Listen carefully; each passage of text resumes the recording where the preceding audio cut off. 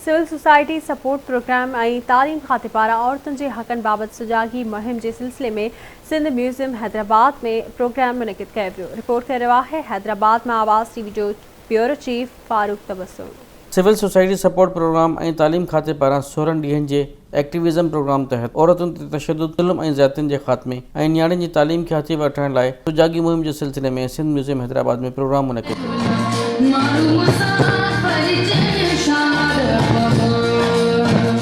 जंहिंखे मुख़्तलिफ़ समाजी अॻवाननि ख़िताब कंदे चयो त औरतुनि खे संदनि हक़ ॾियण लाइ सुजागी मुहिम दौरान ॿारनि खे मुहिम में शामिल कयो वियो आहे, जीअं ईंदड़ नौजवान नसुल औरतुनि जे हक़नि ऐं संदसि मुआशरे में किरदार खां वाक़िफ़ हुजे। उन मौक़े ते मुख़्तलिफ़ स्कूलनि जे ॿारनि टेबलोज़ ऐं ख़ाका पेश कया।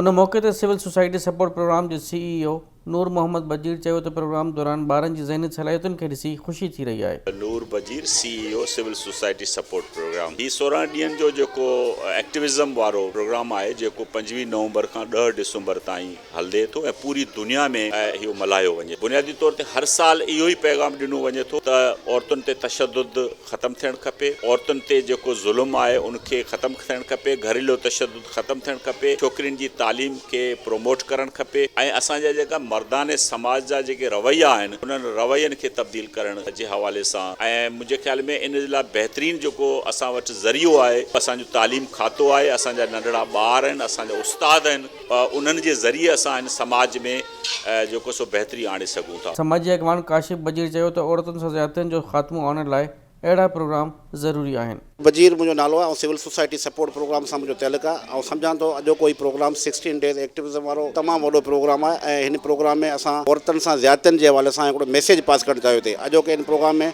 एजुकेशन डिपार्टमेंट जे ॿारनि ख़ासि तौर ते टेबलोज़, ख़ाका, तक़रीरी मुक़ाबला इहे शयूं एटम पेश करे जो सोसाइटी खे ॿुधाइणु चाहिनि था त औरतुनि सां तशद्दुद, ॿारनि सां तशद्दुद गैर क़ानूनी आहे। प्रोग्राम दौरान मुख़्तलिफ़ स्कूलनि सां ताल्लुक़ रखंदड़ ॿारनि ऐं संदनि टीचरनि जो चवणु हुयो त मुंहिंजो नालो अमीर आहे ऐं असां government girls high school Qasimabad जी तरफ़ां आया आहियूं ऐं असां उमर मारी जे किरदार में आहियूं ऐं मुंहिंजो किरदार उमर आहे। मुंहिंजो नालो हया आहे, मां मेन कासमाबाद गवर्नमेंट गर्ल्स मां आई आहियां। अॼु असांजो प्रोग्राम आहे 16 डेज़ एक्टिविटीज़ जो ऐं अॼु जेको आहे असांजो टेबलो आहे उमर मारवी जो, जंहिंमें मां उमर मारवी जो किरदार अदा पई कयां ऐं असांखे हीउ टेबलो कंदे इलाही मज़ो पियो अचे। हम यहाँ पर स्पार्क स्कूल से हैं, मेरा नाम मिसबा है। आज मैं बलूची बनी हूँ और हम लोग अभी अपना टेबलो करेंगे। अभी हम बहुत सारे सूबों के उसमें टेबलो करने वाले हैं। आज हम 5 सूबों के बारे में टेबलों पेश करना चाह रहे हैं। हमारा यही मकसद है कि दूसरे स्कूल वाले भी टेबलों करवाएं और दूसरे बच्चों का हौसला बढ़ाएं। आज की हमारी जो एक्टिविटी है बच्चों को हमने प्रोविंस के मुताबिक बच्चों की उनकी मतलब इसमें सखावत बताना, उनकी ड्रेसिंग, उनका कल्चर किस तरह होता है अपने हमारे प्रोविंस का,